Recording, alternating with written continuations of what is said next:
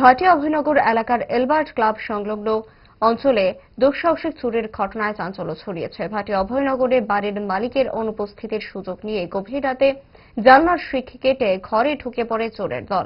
পরিবারের কষ্টার্জিত নগদ 1,10,000 টাকা হাতিয়ে নেয় তারা।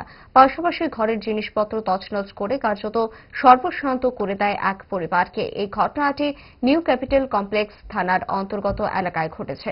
খবর পেয়ে পুলিশ ঘটনাস্থলে পৌঁছে তদন্ত শুরু করেছে। এলাকায় আতঙ্কের পরিবেশ তৈরি হয়েছে। ঘটনাটা স্যার ওই যে আমি আইসি পরে দেখছি যে আমার ঘর থেকে টাকা টুকা সব চুরি করে নিয়েছে। যে ঘরে আমার মা আমার ফোন করে বলছে যে ঘরে টাকা টুকা সব চুরি করে নিয়েছে। কত টাকা আছিল? 1,10,000 টাকার মতো আসছিল। মা কিছু জমাইছে, আমি কিছু জমাইছি। কিসের লেগে রাখছিল টাকা? আমরা বাড়ির কাজের লিগা। প্রথম কে দেখছে চুরি? প্রথম মা দেখছে। তখন তোমরা কই আছিলে? আমি আসলাম দোকানে, আর মা গেছিল কি দোকান থেকে জিনিস আনতে গেছিল কি। দোকান থেকে আইয়া দেখতে কিভাবে আইসে চোরটা? কি তোমরা কোনো দেখছো? পিছনে জানলা ভেঙে গেছে। পিছনে জানলা ভেঙে গেছে। কেমনে বুঝছো পিছনে জানলা দিয়ে আইছে? তো ভাঙা দেখছি দিকে। আচ্ছা, কোনখানে আছিল টাকাটা? গড্ডে ছিল ভিতরে।